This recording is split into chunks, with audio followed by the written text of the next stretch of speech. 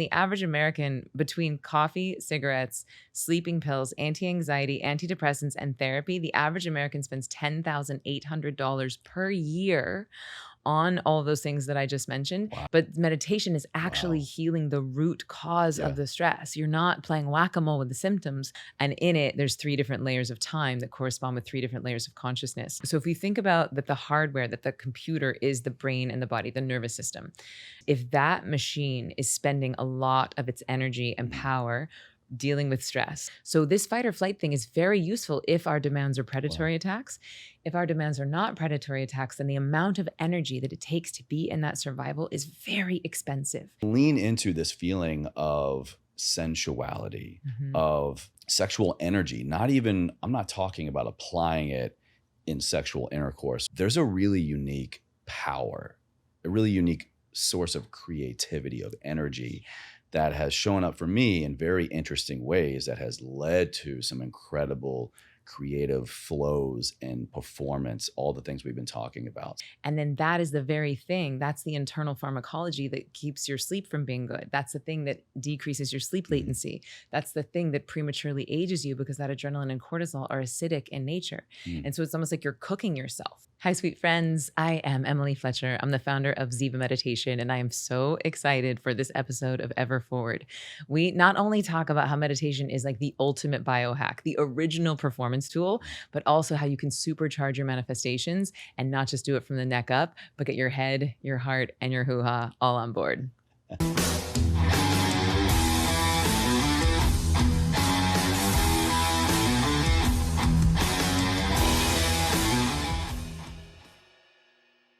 Hey, what's up, everybody? Welcome back to Ever Forward Radio. If you have not yet done so, quick, just take 2 seconds, smash the thumbs up button, the subscribe, or follow on whichever podcast platform you're tuning in, listening, or watching. Today, I'm in studio here on our New York tour as it continues with Miss Emily Fletcher. We're diving into how to leverage meditation for performance, not the way that you may be heard. We're gonna be talking about what it is not, and how to use it to stress less and to achieve more. Emily, welcome to the show. I'm so happy that we're here. We're shimmy doing over here now. Shimmy. We're here. We are doing it. And what I've loved most about understanding your approach to meditation is kind of twofold with everybody that I have on the show. I feel like you embody something really, really well and you have a unique approach to it, but it's not just out of nowhere. You have a reason for why this matters most to you, for you. And then you do my favorite thing, you didn't keep it to yourself. You have begun to share it with the world. Yeah. So for that, I just say thank you and welcome. Yeah, I am one of those people, if I find something that works, I start shouting it from the rooftops. I'm like, why isn't everyone doing this? Which is a little foreshadowing there, well, to a lot of new projects you have going on. That's exactly right. But it's honest. Like when I found meditation, I was like, wait, you guys, I found the key. Like I found the thing that we're all looking for, that thing that you think you're going to get on the other side of money and the person and the company and your perfect body fat and the amazing amount of ketones. Like you think you're going to feel this way. Yeah. And actually, it's right inside of us, right? Like this bliss, this performance, this mental acuity, this physical stamina, like all of these things are available inside of our bodies, but we're all looking for them externally. And so when I found this practice, it cured my insomnia on the first day. I stopped going gray. I didn't get sick for 8.5 years. And it improved my performance so dramatically that I was like, truly, why isn't everyone doing this? So I left Broadway. I was on Broadway for 10 years, singing, dancing, acting. So arguably like an elite performer at the top of my game. Living your dream, but not feeling like you're living a dream. I understand. Yeah, like I was doing the thing I'd wanted to do since I was in 4th grade. And I really thought that once I got on Broadway, it was be sunshine and roses. I was picturing like martinis with Liza and Sardi's. And instead it was like girls crying over their bunions, eating tuna fish out of a can. And I was like, wait, this is not my dream. And I just thought, okay, well, the next show, the next boyfriend, the next zero in the bank account, the next agent. And I did that for a decade. And then I found this particular style of meditation and it changed my performance so dramatically that I was like, whoa. So I left Broadway. I went to India. I trained for 3 years to be a teacher. And then I started Ziva. And since then, I've taught over 50,000 people the Ooh. Ziva technique, which I'm very proud Wow. of. So it's mindfulness, meditation, and manifesting. That's the Ziva technique. And what I'm known for is giving people the keys to the kingdom. Like, here's the keys to the car. Here's the driving instructions. And now you have this tool to take with you for life. You're not dependent on me. You're not dependent on an app. You're not dependent on your phone. You don't have to go into the belly of the beast to unplug. Like, who wants to go to their phone to unplug? Who wants to use an app Seems a to little meditate? counterproductive, right? Yeah. This is what we're trying to get away from more often than not nowadays. Yeah. I mean, it is the ultimate addiction. And so if people are using, and it's no shade on apps. I'm so glad that they exist. I think that it's been an amazing gateway drug. I think it's really helped the stigma around meditation. And yet, to me, using your phone to meditate is like having an AA meeting in a liquor store. It's like, why would you do that? It's just too tempting. It's too delicious. It's too sticky in there. Yeah. So what I teach at Ziva, yes, we do use an online platform. I actually made the world's first online meditation training, which I'm also really proud of. Amazing. And so we use the technology to deliver the course. But after that, you don't need technology anymore. You just close your eyes and remember that you're God pretending to be human on a plane, on a bus, at your office with your kids screaming in the next room. And it has been the single best performance tool of my entire life. Already you're talking about meditation in a way that is relatively new for me, but thanks to people like you and so many other great guests, I feel like I've gotten a glimpse of this extra secret sauce layer. Yeah. But for a lot of people listening and watching, when we hear meditation, we think one thing. We think it is meant to look like this. It is meant to feel like this. But you're talking about using something that we think is supposed to be a come down method, but you're actually saying leveraging it to go, to perform, to drop in, really. Is that correct? That's interesting. I've never thought about it. I mean, of course, like, yes, I come down, like I wind down, I relax. That's how most people see meditation. And yet for me, it's giving my body deep rest that is 5 times deeper than sleep.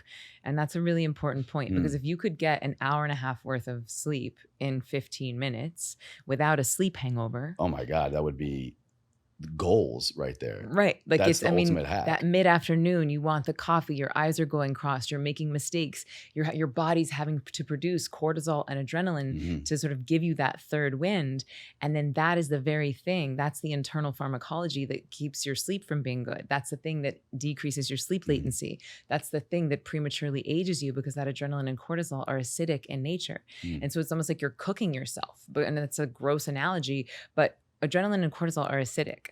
And so it creates heat and inflammation in the body that prematurely ages us. It decreases skin elasticity. It decreases brain elasticity. It decreases your digestive ability, your hormone function, your sex drive. Like, cortisol and adrenaline are not our friends if they're out of balance. Right. Necessary, but in check in the appropriate. Correct. The devil's in the dose with all of of it, right? It's not like a mistake that the body makes it, but because we've basically created this whole world that is not in accordance with nature, we're having to produce too much adrenaline and cortisol, which is prematurely basically creating inflammation and aging. So with Ziva, what we do is that we not only get rid of the adrenaline and cortisol, but we start to flood the brain and body with dopamine and serotonin internally, which is different than like scrolling through Instagram and getting that dopamine hit, right? When you start to produce it internally, the body's like, oh, I can make this myself. Oh, I can be self-sufficient for my fulfillment. I can be self-sufficient for my happiness. And so when you start to produce that internal dopamine and serotonin, many things happen. One, the body becomes more alkaline, right? Which is like a green juice for your brain. We're all trying to become more alkaline, decreases inflammation, digestion improves, hormone function improves, sex drive increases. And because you're basically getting out of fight or flight, which is, fear, protection.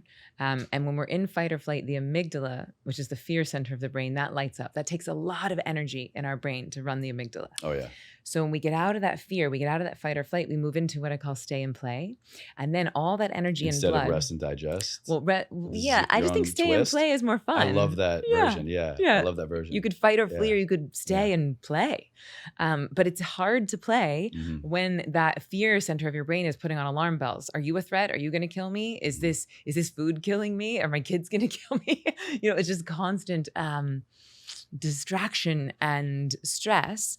So when we calm down the amygdala, the fear center, then all of that blood, all of that energy that was being used to run the fear center can start to be evenly distributed on the rest of the brain. So if you look at brain scans of regular meditators, both in meditation and just in their resting state, the whole brain is lit up. It's like looking at a brain on LSD or on psilocybin, which, by the way, is lit up. Like it's different than alcohol, right? Like alcohol is killing neurogenesis. It's decreasing the brain's ability to create new neurons.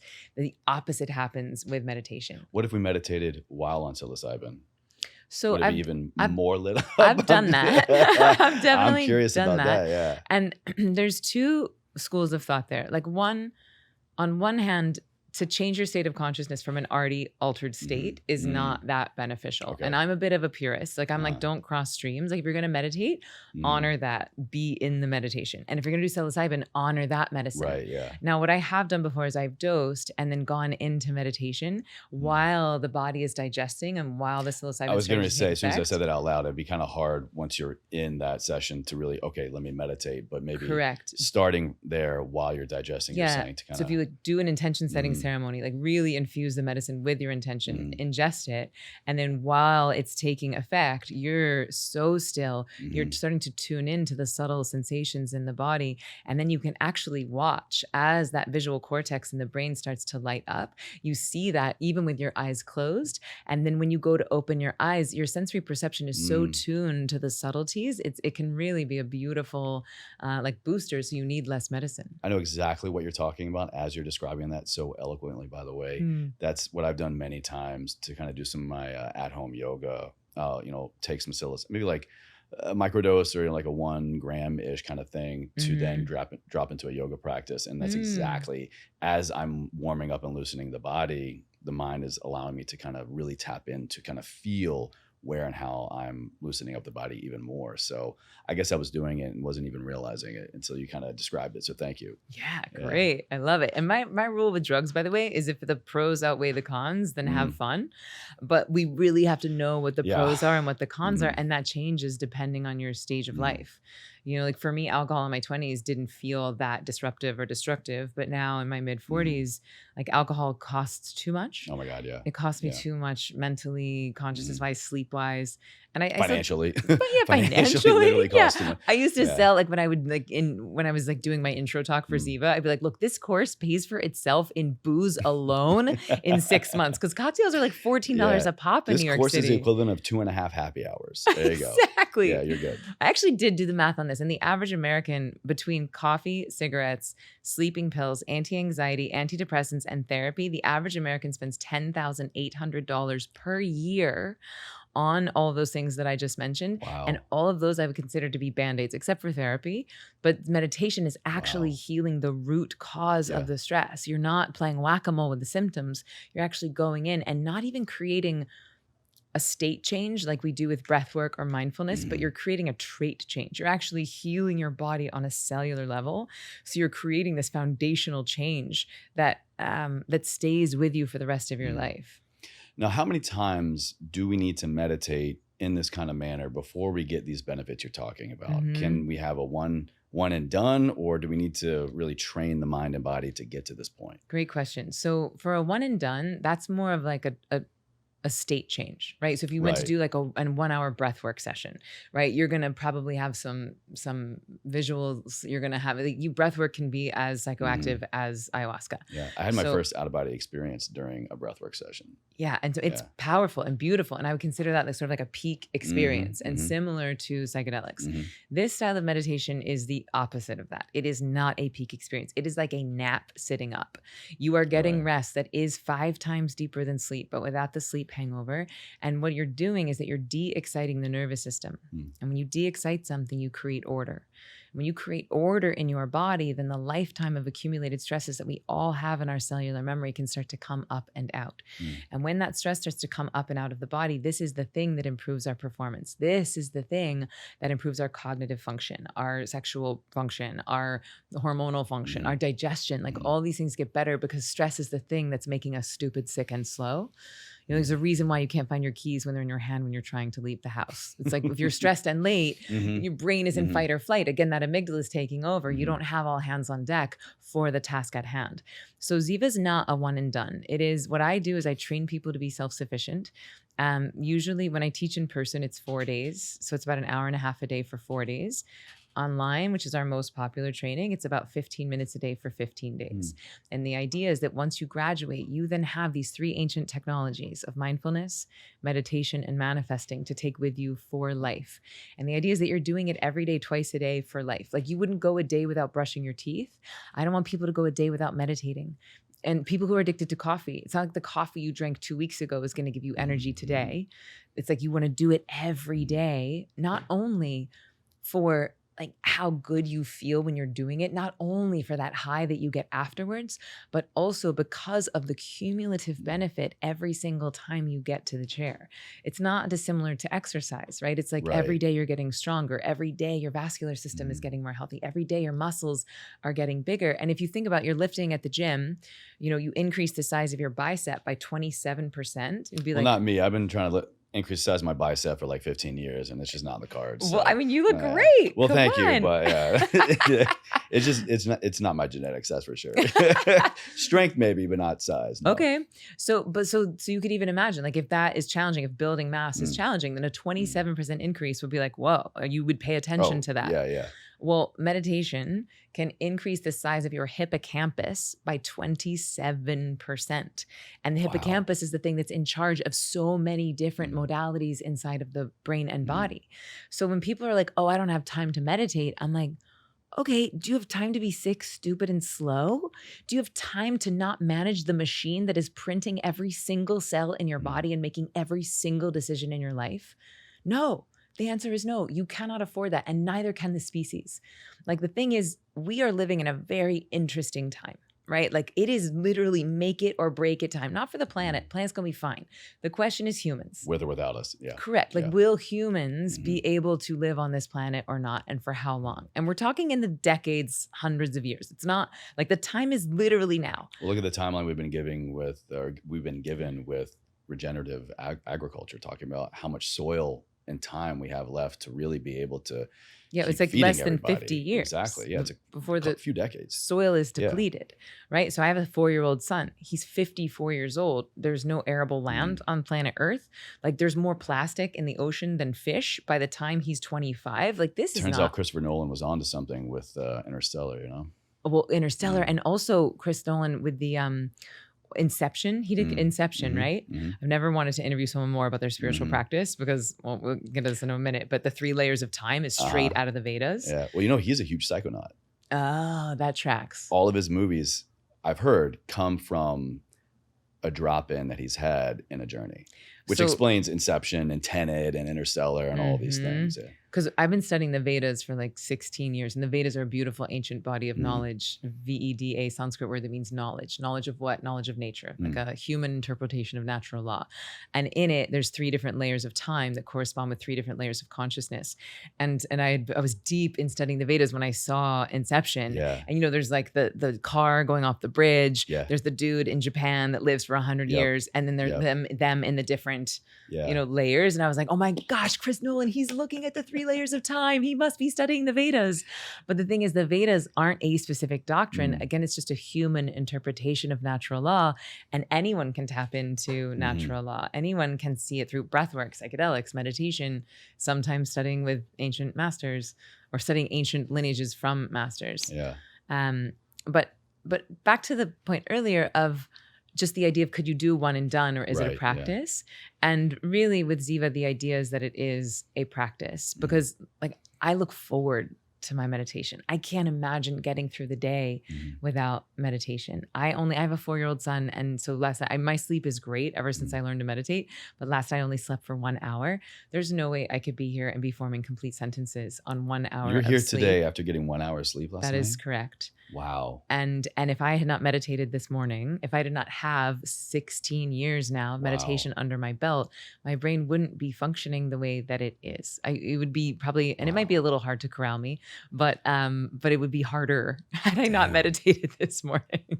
When did you know that this approach to meditation was the hack, was the biohack, was the thing to lean into when being able to perform at the level that you needed or wanted to was not in the cards given the circumstances for the day? Yeah, great question. I mean, for me, I was living my dream. Like I had arrived and I was miserable. And so the fact that I had insomnia and was going gray and was getting sick, even though I was living my dream on Broadway, when I found this thing on the first day of my first class, I slept through the night for the first time in 18 months. And I have every night since. And that was 16 years ago. I mean, I know last night, but that was because my son, not because of insomnia. Whereas before it was insomnia. And so I was just like, whoa, like this is it. Because I actually prided myself on being a seeker. You know, I watched The Secret when I was 22. I was listening to Joe Dispenza at 18. I was, I would say I was an early adopter to this sort of like woo-woo manifesting spirituality stuff. Like it was like late 90s, early 2000s. And I prided myself on it. I was like, oh, what's the next thing? What's the next book? I was always seeking. And then when I found this modality, I was like, oh, I'm not a seeker anymore. I found it and it is right inside of me. And what was so beautiful is that all of the different softwares that I had studied, all the different sort of philosophies that I had studied were able to integrate once I had the tool to upgrade my hard drive. Wow. So meditation is a hardware upgrade. Okay. All of the like religions, self-help books, these are software updates. And it's very hard to run high-level software on a PC from 1995. And that's what most people are doing. We have no shortage of information, right? And especially in the age of AI, you'd be like, hey, ChatGPT, teach me anything about anything. Yeah. In 15 seconds, you will have the answer. We have no shortage of information. What we need to be focusing on is making sure that our machines, our brain machines, have the capability and the stamina and the bandwidth to be able to process and to adapt to this, to the rate of change that we are entering as a species. I love this kind of approach to hardware and software. It's not one that I haven't heard before, or these terms. I think the audience is probably familiar with this as well. We are the hardware, the body is the hardware. And then our beliefs, our thoughts, our emotions, whatever we're introducing into it becomes the software that we attempt to have run it, right? Yeah. Would there ever be a situation where the software is not right for the hardware or vice versa? Is there ever a situation, I guess what I'm really trying to ask here is, how would we know if we're trying to load the wrong software onto hardware that is not ready to receive it? I don't know that it's wrong or right software. I think it's more bandwidth and processing power. Okay. So if we think about that, the hardware, that the computer is the brain and the body, the nervous system.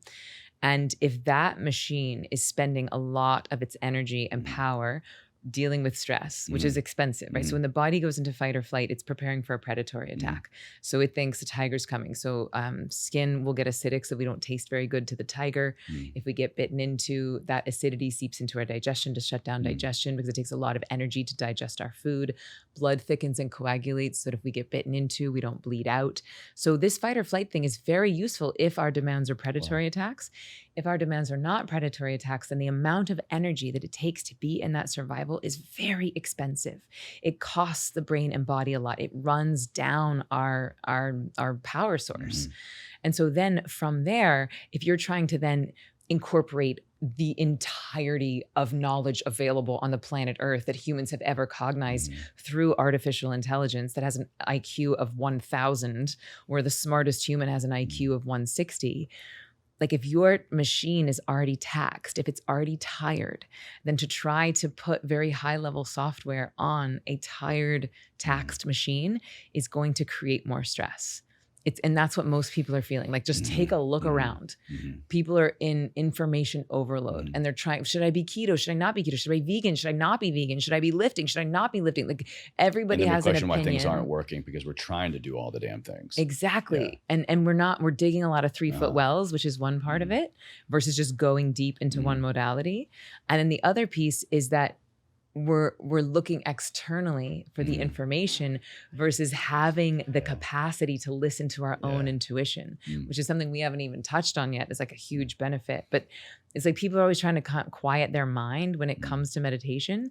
And to me, it's not about quieting the mind. People want to quiet their mind because they don't like what their brain is saying. But if you change your biochemistry from adrenaline and cortisol to dopamine and serotonin, if you change it from stress to bliss, you'll actually start to like what your brain is saying. And you don't care that much about shutting it up.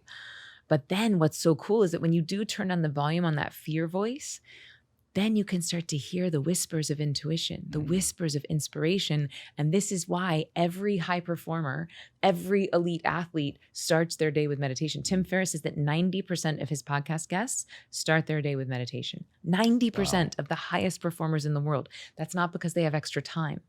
Yeah, exactly. Right? They're doing it because they know it improves their performance. Which kind of brings me into a section I wanted to get into with you. In studying your approach to meditation, it reminded me of something that I've found through a lot of different modalities, and I think the listener can relate to as well. When we kind of find the thing that works, that feels good, it doesn't feel like it was an outside thing. It feels like finally, oh, you know what? This reminds me of an intuition, an emotion, something from before. It feels like I went more in. And to kind of even more, I think I have a quote here from one of your pieces of content about even feeling divinely inspired. Like it's so inward that it's almost upward. I've heard you say that our desires are divinely inspired and that nature put them there. Does this mean that what we want most for our life is also what life wants most for us? That's so beautifully said. It makes me want to cry. You can. Yeah. I've done it before on the show. It's all right. I'm a big fan of tears. But it's that Rumi quote that what you seek is in you. What you seek is also seeking you. And I very much believe that. Like, and where this does require a level of mastery, and why I believe that meditation is actually a precursor and must be a foundation for manifesting. Because this is what we're talking about, right? Like your desires being divinely inspired, like playing the 5D game when it comes to magnetizing the things that you want. And I do believe that what you seek is seeking you. What you want also wants you. And even if it's not true, it's more fun to go through life with that belief. Oh my gosh, yeah. Right? Like if you're seeking your partner and your love, it's way more fun to believe that they are also out there looking for you than to be in the frame of like, oh God, there's no good men out there. Oh, there's no good partners out there. Nobody wants me. Like that's not a fun mindset to go on a hunt with. Yeah. So I do believe that. But as far as our desires being divinely inspired, if you were to ask a heroin addict what they want, they're going to say, I want more heroin. If you ask a workaholic what they want, they're going to say more work. And so where this requires a level of mastery is knowing the difference between an addictive longing and an intuitive desire. And it is virtually impossible, at least in my experience, to tell the difference between an addictive longing and intuitive desire if you do not have a daily meditation practice. Because meditation is the thing that is flooding your brain and body with that internal bliss chemistry. It is the thing that is giving you access to the bliss, to the fulfillment in the only place that it resides, which is inside of you. And so if you are proving to your brain and body that, hey, I can tap into the source of fulfillment, I can access this internally in a self-sufficient way, what that gives you is a level of detachment, right? Of like, okay, so I woke up this morning, I flooded myself with dopamine and serotonin, and yet I still want to sleep with that guy. I still want to make $1 million. I still want that house. Why? Well, I would argue then that nature is using your desires as a cue as to where she wants to use you to go and deliver your fulfillment. So pre-meditation, most of us are like bags of need. We're running around looking to be fulfilled. Please date me. Please hire me. Please buy my thing so that I can validate myself and feel fulfilled. I did it on Broadway. I'd be on Broadway like, please approve of me. Please love me. And nothing is harder to watch than someone— Literally applaud me. Yeah, like nothing's harder to watch than someone who is needy to the audience, right? And no wants to, no date is worse than being on a date with someone who is needy, right? Of like, oh my God, I'm 44 years old and I'm afraid that my eggs are drying up. Can you please impregnate me by next week? Why haven't you called back? Yeah, it's not sexy. Yeah. Detachment is sexy. And so when you start to have this internal access to your own bliss chemistry, you create an imperative ingredient in manifesting, which is detachment, right? Detachment is sexy, neediness is not. And detachment doesn't mean like depressive giving up. It means opening up your hand so that you can actually receive the thing that nature wants for you, right? Like your desires are different than my desires. And so where do you think those desires came from? I really believe that if you're tuning in and if you're listening to that still small voice inside, then our desires can become like a GPS of like where nature is cueing you, again, where she wants to use you to deliver your fulfillment, not where you need to go to fill yourself up. And again, even if it's not true, even if everything that I'm saying is BS, it is more fun to live your life as if that is the truth. Absolutely. And just, I can give you and the audience a personal chime in. Now, I wouldn't say that I have a daily yet meditation practice, but meditation has, Call me. It has been rolling in over the years. And for me, it really does show up exactly how you're describing right now. As I never thought to describe it as detachment, but I would definitely get on board with it. It's this just out of nowhere, absolutely correct timing of pausing and separating from the desired outcome. And it has really given me so much more than I ever thought that I needed or wanted or even thought was capable of, because I had intention going into this task, this project, this thing, whatever. But through meditation and just allowing that pause, that detachment moment to happen, I have more often than not realized that I'm already there. The intention and the hard work and the realistic goal and putting myself in pursuit has magically aligned, intersected at the right moment where surrender needs to happen. That's the game, right? Like that's the game, clear intention Mm-hmm. and absolute surrender. And that requires a level of mastery. That requires a level of trust in yourself and in nature. And I love that you use the word magic, because I have a great relationship with magic, and I just started a 6-month mastermind called Evidence of Magic. And we are doing some wild stuff in this container. Like, I know what you're moving on to, and kind of the next phase of your world is really a big jump. Really a big jump. So what are you most excited about now going into this next phase? What does that look like? Yeah. So I'll sort of like allude to it. So in this keep us wanting a little bit more. All right. Yeah. Like it's like there's 26 folks in this particular 6-month mastermind. And it's not the people that you would think would be coming to do like meditation or manifesting or embodiment work. We've got a guy who just sold his defense contracting company, as a member of the CIA, 2 people from the Navy, a mother of 10. None of them have ever been on meditation retreats. They've never done medicine work, and they've never done, which is the thing I'm getting into now, sacred sexuality. Yeah. So what I've been teaching for now 13 years is mindfulness, meditation, and manifesting. And I managed to build a whole career on rebranding meditation as a productivity tool. And I stand by it. I would do it again if we were living in the age that we were 13 years ago, but we're not. Like we're not in this hyper driven, hyper achievement, hyper accomplishment oriented, sort of like hyper masculine achieve world anymore. Like we're moving into one of alignment. We're moving into one of trust and detachment and like celebrating what we've already accomplished. And like, when is it enough? And it's more feminine. It's not female, but it is more feminine in nature. I had a guest recently, shout out Anna, call it moving into the soft girl era. Everyone's having a soft girl summer now. Maybe, I love that. Maybe, soft human era. Yeah, I love that. But so the more feminine energy. Yeah, and like last year, so Ziva's now been a company for 13 years, and last year we had our biggest year ever. I taught more people to meditate. Amazing. We grossed more, and I took a 2-month sabbatical. Now I am the only teacher at Ziva. I am the CEO of the company. I am the one creating the content, and so it's so not without you, it doesn't. Yeah, the machine doesn't go without me. And so the fact, like that felt like magic, that I was able to sit back and have softness and have listening and tune in to how does nature want to use me. And then not only did it not hurt the company, we had our biggest year ever, which suggests to me that we are entering a new era. Yeah. And it is one of alignment. And also that was due a lot to this evidence of magic.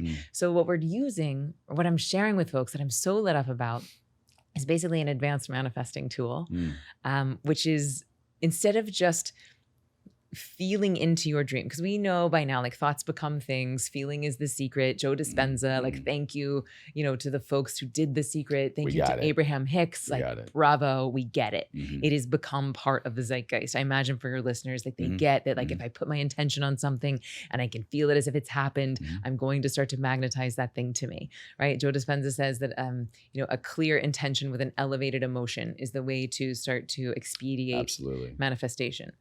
And that is all true. And I am a masterful manifester and I've been teaching manifesting for many, many years, tens of thousands of people. And what I realized is that I was manifesting from the neck up. Mm-hmm. And it works.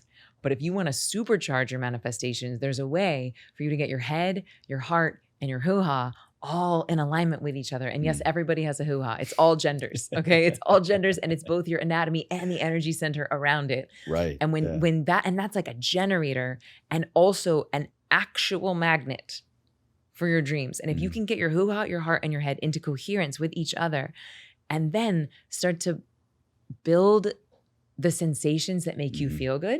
So dopamine, serotonin, if you start to add oxytocin, the love hormone, you start to add norepinephrine and adrenaline, then we start to really kick up that internal biochemistry. It's a whole different ride. Yeah, it's a whole different ride. And you're increasing just the actual amplitude inside of your body. So what I'm calling this is pleasure prayer, where you're basically using your pleasure to pray. Yeah. And that might be a little, maybe, I don't know, triggering or blasphemous for people who have been conditioned to think that their pleasure is wrong or bad or a sin, or conditioned to think that it's shameful. And so I so much empathy for that and so much love and compassion for that. But my argument to that would be, well, hey, God gave you that. Like God literally installed. We don't have to do anything. It just gets activated. Yeah. Given the right circumstances. Yeah, like that feeling is inside of you. And if God is everywhere and inside of everything, that includes inside of your desire, that includes inside of your pleasure. And if you can get clear on what your prayer is and then start to build this pleasure through your body, then at the moment of peak pleasure, it's like you're offering and dedicating that pleasure to the thing that you're looking to magnetize. And it's like you're setting up a beacon to your dreams. And again, it's like that hoo-ha energy, that I call creation energy. It becomes both the generator and the magnet for the dreams. I love that. I love that. If you could kind of briefly, beyond what you just described, just elaborate on my words here, kind of this next level of energy source. Because I'm there. I've been there, and I've kind of leaned into, first and foremost, letting go of a lot of shame around even acknowledging that I want to talk about, that I want to think about. Growing up Southern Baptist in a very conservative home. Me too. I grew up Southern Baptist. But yeah, so you know, to lean into this feeling of sensuality, of sexual energy. I'm not talking about applying it in sexual intercourse or in what we believe common sexuality to be described as, but there's a really unique power, a really unique source of creativity, of energy that has shown up for me in very interesting ways, that has led to some incredible creative flows and performance, all the things we've been talking about. So can you kind of expand on that a little bit for us, please? Yeah. And thank you for differentiating sexual energy from sexualizing something. Right. Right. Like you can be, excuse me. You can be in your sexual energy. You can harness it. You can utilize it. You can direct it without ever hitting on anyone, without ever wanting to sleep with someone. They are different things. Just like, the heat from an oven, can bake a cake. That heat could also burn your skin. It's just heat. It's like, how are you using heat? You could use the heat to curl your hair. You could use the heat to warm your home. There's a lot of different uses for heat. It is not inherently good or bad. It is not inherently creative or destructive. It just is. And the same is true of sexual energy. You can harness it anywhere you want. You really can direct it in ways that aren't even sexual. And so I call it creation energy because it is the most creative force on the planet, and it could create a baby, the most divine, holy, creates life, godlike thing we can do. Create a baby with this creation energy. You could create a company with it. You could create your own physique. You could create an album. I mean, look at Adele and Taylor Swift, right? They went through breakups. So ostensibly, they had sexual energy that was being utilized and harnessed there. Absolutely, into a relationship. They break up. They now have that sexual energy. They direct it into the creativity of the album. And I imagine everyone listening has had a moment where you went through a breakup. The sexual energy that was being invested into a partner now wants to go somewhere. And you could either drink yourself into a puddle, right? You could just use the energy to destroy. or you can utilize that sexual energy, that creation energy, and harness it and start to hitch it to your dreams. And that's really what I'm doing. That's what I'm teaching people how to do. And I have visions of like stadiums of people, 80,000 people climaxing at the same time, holding a shared dream for the species. Wow. You know, like people at sacred sites all around the world getting into coherence with themselves and each other and holding a vision for the planet. Like this, because I'm like, y'all, it's go time. Like New York City is engulfed in smoke right now. Our planet is literally on fire. And people are like, this is crazy. You can't have people harnessing their sexual energy in a stadium. I'm like, what's crazy is letting the species go extinct because we're not utilizing the most creative force that nature gave us because of some shame and programming from some dead dudes. What? Not on my watch. That is not the planet or the relationship with sexuality that I want to hand to my son. Yes, that's got to be where, we got to have you back. I want to go there. I want to go there, but we got to be mindful of your time here today. I do have one final question to kind of bring it back to the theme of the show. Everything you're talking about is absolutely a unique way in which we can move forward in life to help us keep moving ever forward, I say. When you hear those words, I always ask my guests, what does living a life ever forward mean to you? To me, it comes back to the Vedas. And according to the Vedas, there's no such thing as good or bad. There is no such thing as right or wrong. There is simply creation, maintenance, and destruction. And if you lead with creation, if you are moving ever forward, ever expanding, ever creating, then maintenance is naturally in second place and destruction is naturally in third. And life flows pretty elegantly because we are supporting nature in her one theme. But if we start to lead with maintenance, then creation goes to the back burner. That ever forward energy goes to the back burner, and then destruction is nipping at our heels. And then we all know what it looks like when destruction comes through. It's not bad, but it's not elegant. Destruction is making way for creation. So truly, like if you want to be in flow state, you want to be at your peak performance, you want to stay in that ever forward mindset, we have to prioritize leading with creation. What's new? What wants to be birthed through me? How can I evolve? How can I up level? And not even to get anywhere, but because it feels good to evolve, it feels good to create. We create for the sake of creating. One of my favorite answers I've heard in a long time. Yes. Not to discredit anybody else's answer. There's never a right or wrong answer. But I love being the best. That hit. Your fire, your energy is palpable. You guys got to check out this video because you're going to feel Emily. Check out Ziva Meditation. Check out everything. We're going to have a link down in the show notes. Where can they go right now to connect with you more? Yeah. So the thing I'm most excited about is my new podcast, which we alluded to at the beginning. It's called Why Isn't Everyone Doing This? It has been talk about creating for the sake of creating. I mean, you've been early to the game, but it's such a joy to get to experience this. So Why Isn't Everyone Doing This is the name of the podcast. And then we're all over social at Ziva Meditation. And I actually have a free masterclass if people want to check it out and get into the neuroscience of this. So that's zivameditation.com/podcast. Okay. And they can really get into like the science behind why this style of meditation is so different and why folks like Andrew Huberman and Mark Hyman and the Navy SEALs and Google and Apple are using it. If you put Huberman, Navy SEALs, that's good enough for me. In the same sentence, I'm hooked. I'm in. I'm definitely gonna check it out. So great. Again, that will all be linked down in the video notes for you guys. Thank you so much for making this happen. I felt this one. I needed this one. This was great. Thank you. My pleasure. Thank you for having me.